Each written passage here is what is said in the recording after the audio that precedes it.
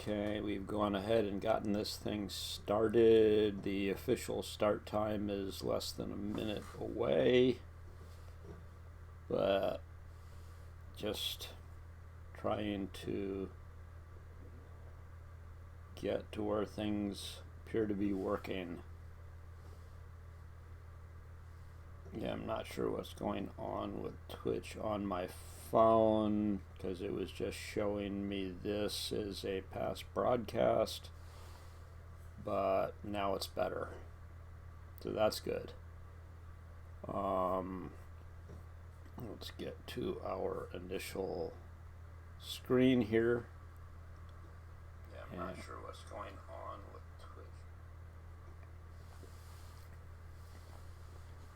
Twitch. And we'll just mark a few minutes until the official start time. Okay, so these are the Finger Lakes, which are a relatively well-known feature of upstate New York. They're a set of glacial lakes, and I shouldn't even have to describe them to anyone. They're pretty well known. In central western upstate New York, Syracuse is up here on the right, Rochester up here on the left, and Buffalo down here on the next lake over. And one of the things that got noticed by me really about a couple months ago, maybe 2-3, is that there were a bunch of prominent lakes that were missing from OpenHistoricalMap. And as I got into it, I discovered that there were two cases.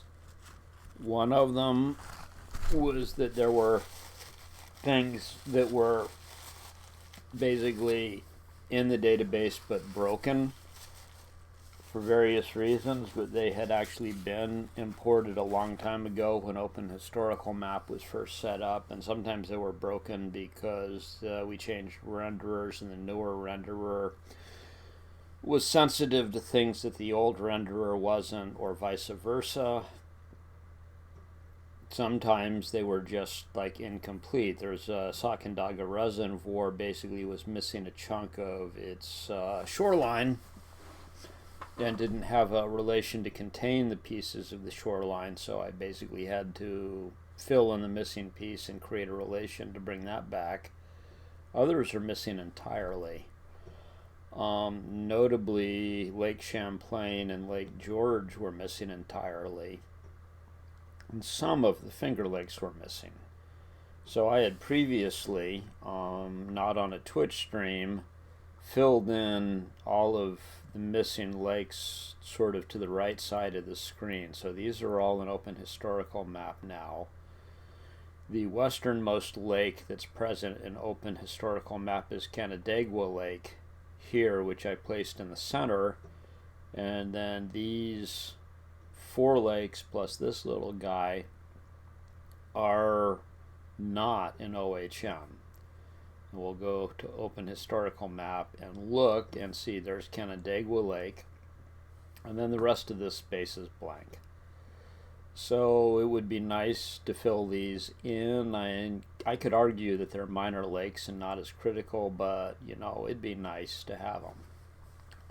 So there are options here. One is to go to one of our public imagery sources and just trace it, and that takes time. You know, it just like maybe there's a way to do this with less work, and so I immediately thought of the National Hydrology or Hydrological Database. I forget which one it is exactly. And a lot of the waterways in OpenStreetMap are from NHD. It's public domain. It's not perfect, and you need to be aware of its problems when you're using it. And one of them is just that there are chunks of it that are kind of out of date. And so, you know, once I saw a whole bunch of creeks showing that are actually in the parking lot and buildings of a shopping mall in North Carolina, and obviously when the NHD data was done, the shopping mall wasn't built yet. So you know, you have to pay attention to that kind of stuff. You cannot import NHD willy-nilly. You need to actually vet the import if you're going to do that. So what I'm planning to do today is go to the NHD data and get the outlines of these lakes and bring them into OpenHistoricalMap. So what we would do is go to what USGS calls the National Map Downloader, which is this guy here at apps.nationalmap.gov/downloader. And this shows signs that USGS intended this to be a all-purpose downloader. So it's got the current topo, it's got historic topographic maps, it's got boundary data sets, it's got some DEM data, hydrography data is what we're interested in. It's also got some imagery data, and a bunch of other stuff. I would say that it's useful. It's nice to have a good place to go to get these things, but it's not complete. For example, the historic topo map coverage is actually kind of thin, and the USGS topo view has much more depth of historic topo maps. Likewise, the imagery is just from the NAIP series, and if you want to get deeper into historical aerial imagery, you need to go to the Earth Explorer database, which is yet a different downloader on the USGS site, and they all have approximately similar capabilities, but they don't always have the same UI. So you kind of have to get into this mode of which site am I working with today, you know, how do I use it? And while I would like to be able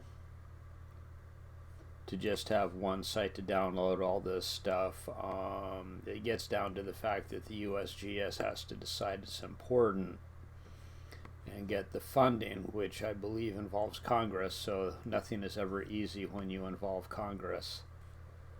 And that's kind of where the challenge lies. So I've zoomed in here on the area of the lakes I want, these four, and then this guy Silver Lake all the way over here. Now I want hydrography data sets, so I click on that. I don't want the high resolution set. It's higher resolution than we actually need or want. So I'm going to uncheck.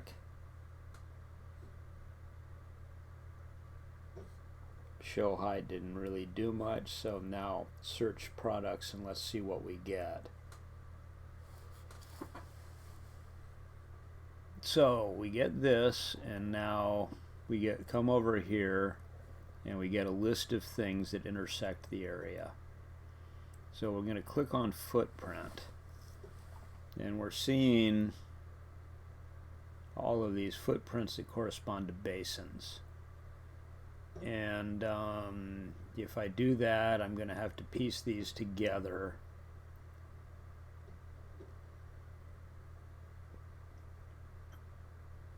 And it's just kind of a little bit harder than I necessarily want. It's not showing me the one that I actually have, which is a data set which encompasses most of western New York. So I'm just going to say that that's out there if you go looking for it. Let's see what show all thumbnails gives me.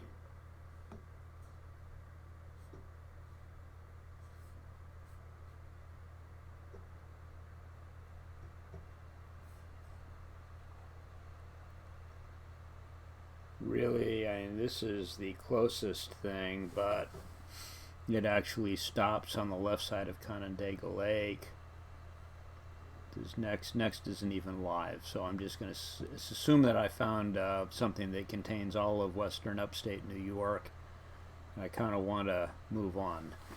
So I have the shapefile for that, and I'm waving my hands past the fact that it didn't show up right now.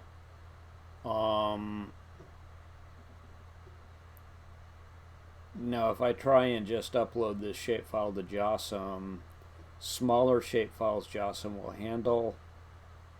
Big shapefiles, in my experience, JOSM storage its approach is inefficient. And when you get a big shapefile, JOSM is just going to up and crash. So, and that's just a really unfortunate reality. That, you know, shapefiles are a feature that was added to JOSM and it's not really its primary function, so it's hard to really blame anyone involved in JOSM for that fact. It's happy that they have the feature at all, and we're actually going to make use of it here, but we need to use an intermediate step. There are a couple ways to approach this, and what I typically do is I use a program called QGIS. And QGIS is an open source geographic information system program. Kind of has a look and feel a little bit like ArcGIS, maybe an older version. It's very traditional, but where it differs from JOSM is that shapefiles are basically what it lives for, which is, I think, pretty comparable to ArcGIS, which, you know, comes from Esri, who are the inventors of the shapefile. So this is really good for people who do not have an ArcGIS license and they don't have a budget to buy some kind of an ArcGIS license, and I fall firmly in that camp. And the nice thing about it is that it runs on pretty much anything you are likely to want: Windows, Mac, Linux, and even BSD. For those who know what BSD is, it'll run on BSD, which should not really be a surprise because Macs at their core are running stuff that is very BSD-like and had its origins in BSD. You know, dirty little secret. So we're going to assume, one, that I have downloaded that shapefile, and then we're going to come here and we're going to see that I can start QGIS because I've already installed it. And okay, I'm actually one release behind, although mine is the one I'm running is a long-term release, and I'm not necessarily going to rush into 3.24. That ends up being kind of a choice about whether or not you want to run in the bleeding edge latest and greatest, or you're willing to run a long-term release guy and you know, just not worry about it too much. So this is a basic QGIS, and so what I could do is I could open a project I had been working on recently, which already has all of this stuff loaded up, but instead I'm going to create a new project so I can walk you through that process, because that's how you start these things out. And then I'm going to create a shapefile layer, which will come from a file.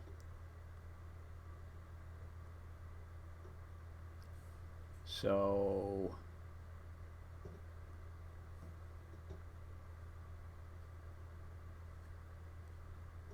I need to go down into the unpacked NHD file, because the NHD stuff comes into zip file, and you need to then open the zip file up. What I want is the NHD water body shapefile here.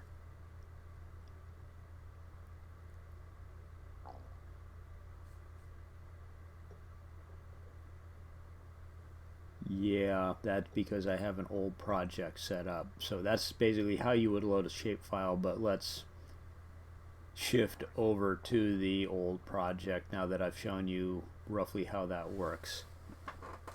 So this is the shapefile already loaded, and the interface for QGIS is very old school. So right now it pans because I've got the pan map, have a hand selected. I'm going to switch to zoom and zoom in, and these are the 5 lakes I want to grab. I need to make NHD water body current. Now if I want to query, I can use the arrow pointing to the eye icon up here, identify features, click on that, and it will give me all of the properties of the water body. So Kinesis Lake, elevation, all of the type codes, all of the standard data. So then if I actually want to export these, basically thin it down to only taking the shapes I actually need, we select that one, hold down the shift key, select this one,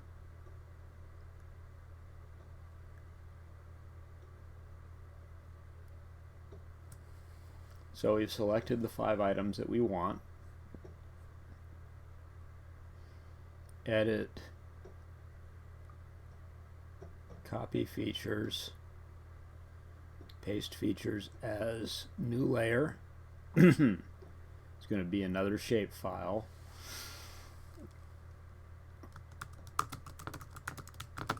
These are the West Finger Lakes.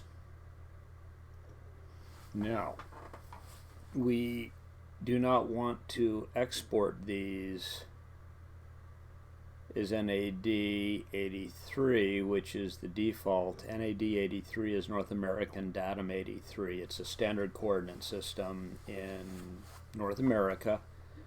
But we want to get to WGS 84, which is the coordinate system that OSM uses.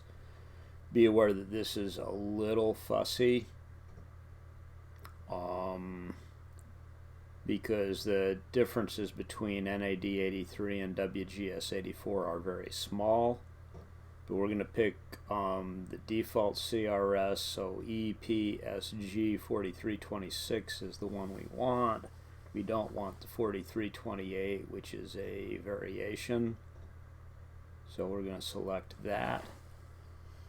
And let's see where the file is going to go.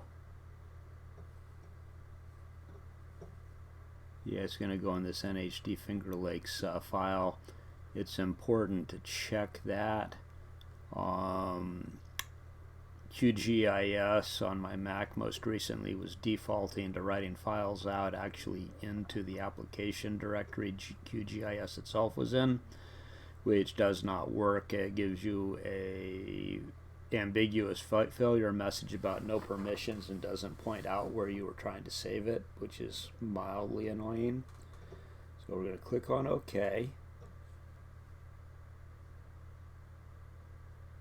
Okay, I'm not clear on why it thinks that's read-only.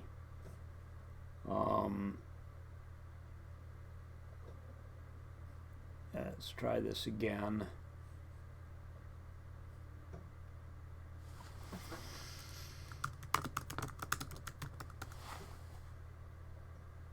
And we'll try putting it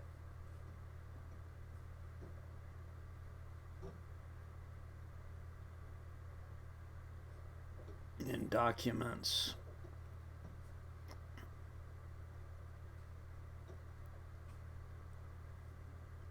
And we'll scroll down till we find OHM, because I know I have an OHM documents directory somewhere.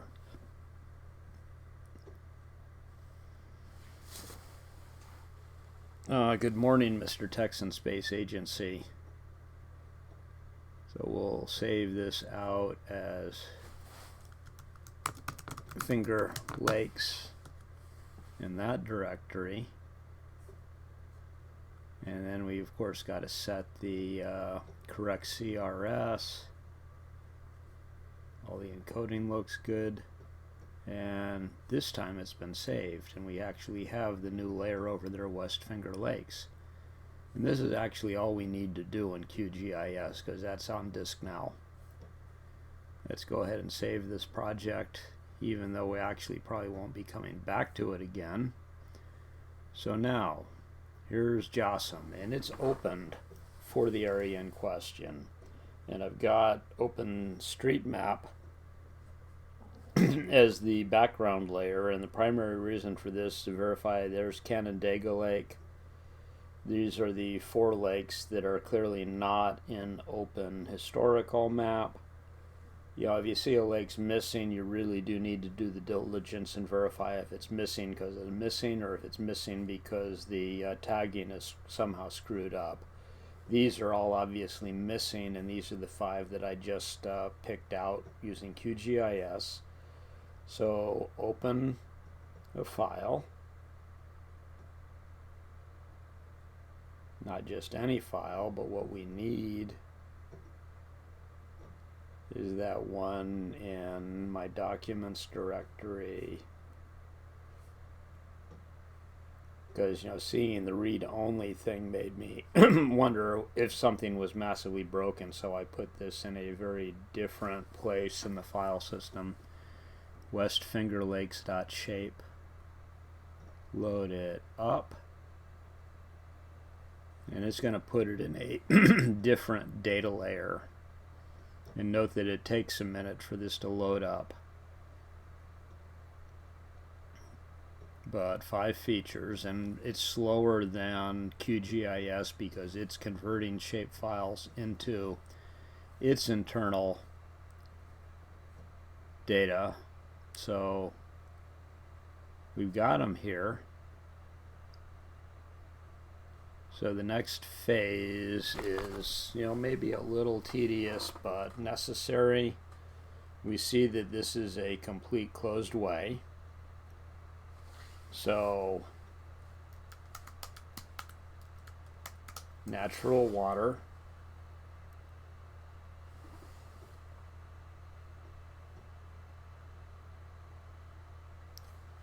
Okay, this GNS name is the true name of the lake, so add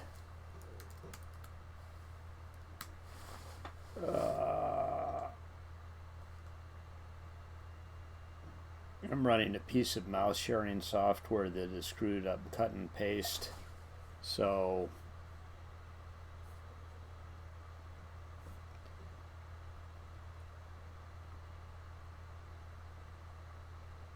sometimes it works and sometimes it doesn't. So you paste in the name. We set a natural water, but we did not set water equal to lake yet. We can do that. And then some people would just delete all of the NHD tags.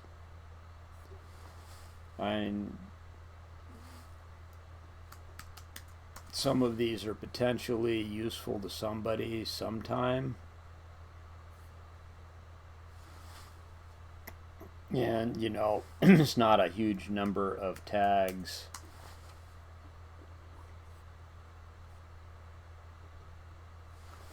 So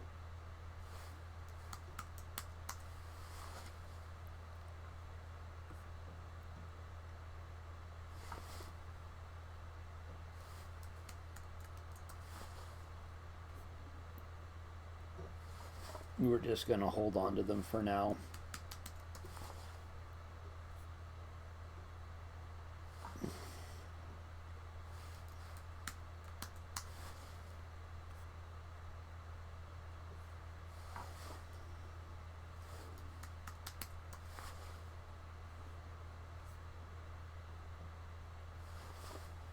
Yeah, GNS ID, for example. Something that you might use looking this up. Name,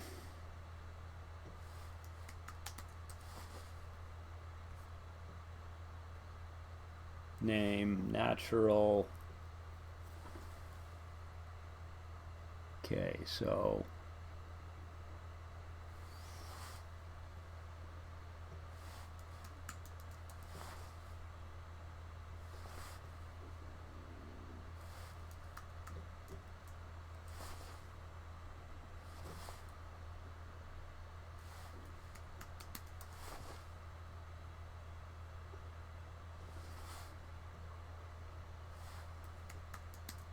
There's still a couple things we got to do. The first thing to notice is that this is 1,000 nodes. So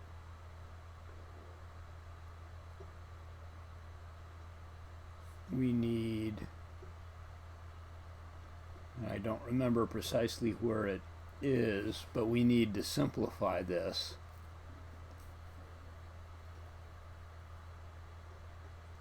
And just a second, I'm going to pop over to another screen.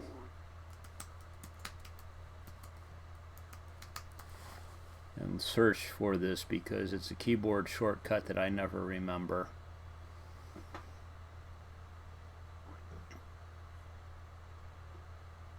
So I'm searching for JOSM simplify. Simplify way.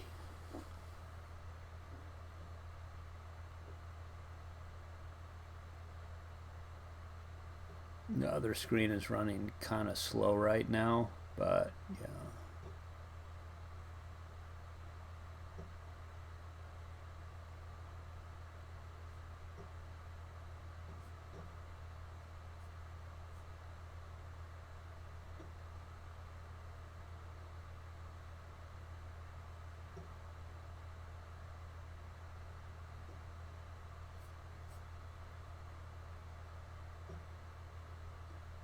Yeah.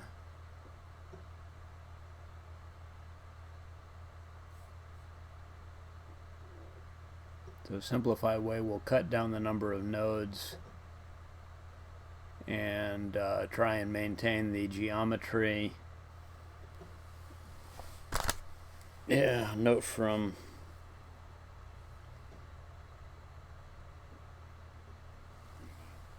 I see that your Texan Space Agency is enjoying the nearby autocross, and yes, classically, there are some people who love the sounds of screeching tires, and there are some people who are less than enthusiastic. Okay, so we've run simplify way and see the nodes have gone from 1,000 down to less than 300, which was the intended result, and it still is about right.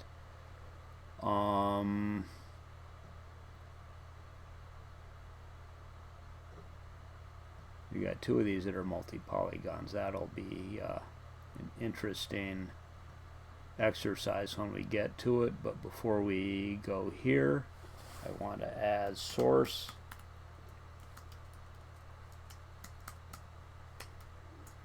USGS National Hydrography Database and license.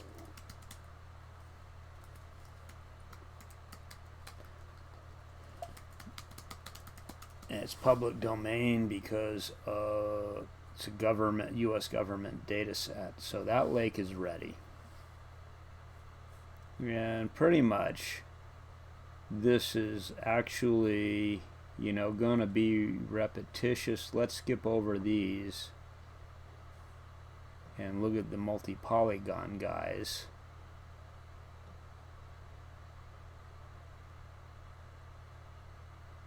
And try and figure out why these are multi-polygons. Okay, there's an island in here. So we need to do the same editing steps on the multi-polygon. And so what I'm going to do here is I'm going to add the tags, and then I'll go back and change the GNIS tags.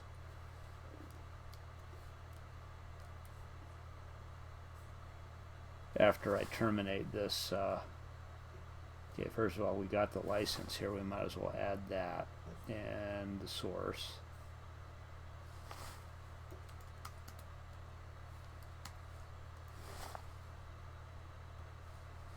Add water lake. Add natural water. So now if we were to upload it as is, which we're not going to do, it would render fine, but it would have all of these NHD tags without the prefixes, and so I will not actually do that.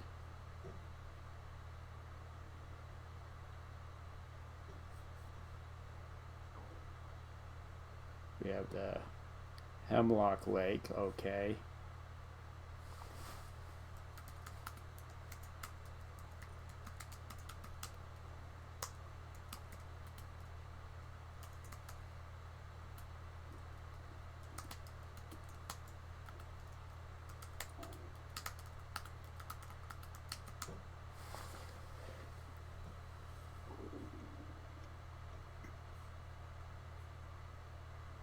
So this one, that's probably, okay, that's a 3-member there. So what's the story here?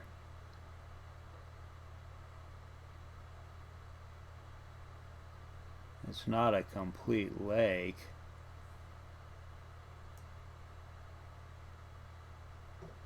Somehow it didn't come up as a multi-polygon.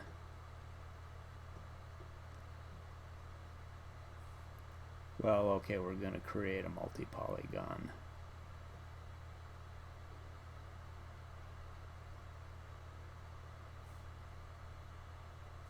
It's complete.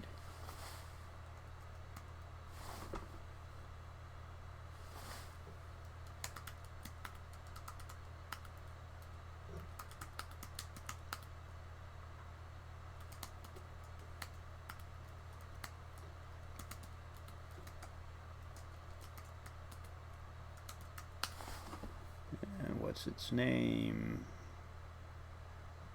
Kinesis Lake. And it would be nice to go back to these ways and change all of those codes to NHD, but in the interest of expedience and not boring the hell out of you, we're just gonna... Oh yeah, I forgot something.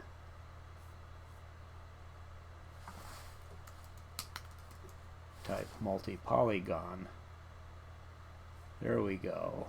And then finally, this is Silver Lake.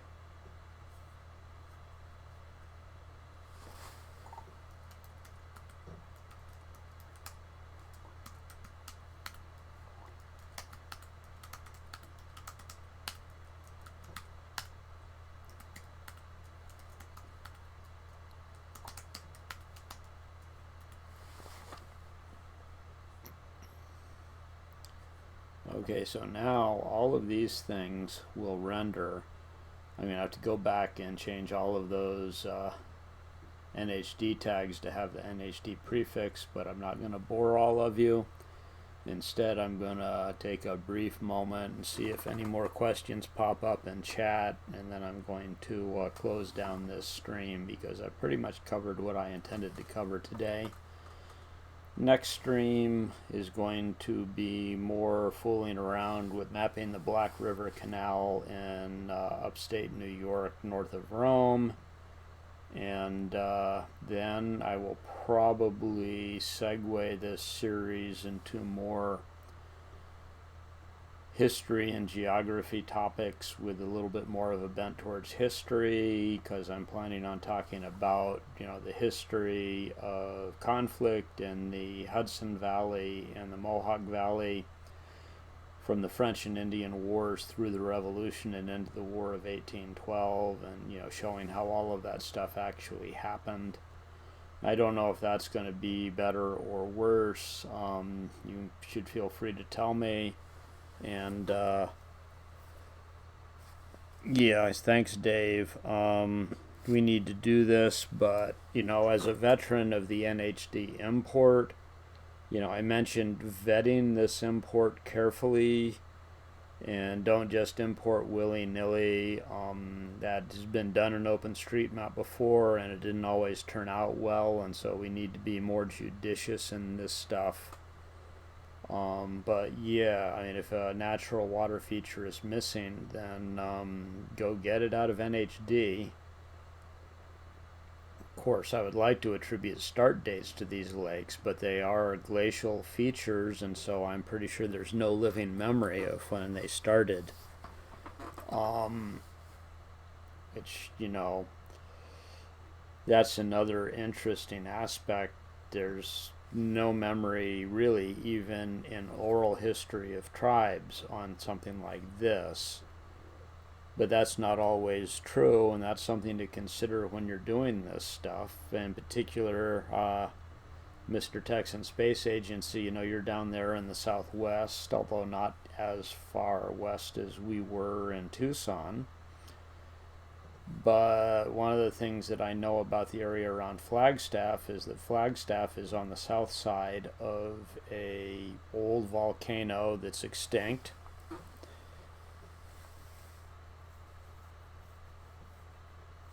I do not know a lot about that feature detection import that you propose here. Feel free to message me information about it, but I'm not even going to attempt to address it now. And yeah, the missing water features are a thing, but it's a thing you can address. But getting back to Flagstaff, on the north side of Flagstaff there are a bunch of cinder cones, and while the big volcano basically has been extinct for a long time, the cinder cones have been inactive since the Europeans came to the area, but the cinder cones have been active within the tribal historical memories. That is to say, there are tribes were in the area when the cinder cones were active, and that is memorialized in their oral tradition. And you should never sell short tribal oral traditions. There are times when they are extremely accurate, and they should be taken seriously because you might actually learn something from them. And I think that's where I'm going to tie this off and start figuring out what the next one's going to be, which I think is going to be a couple weeks, because I am busy the next 2 weekends at the racetrack or doing racing things. So until May, I'm going to sign off for now and shut this down.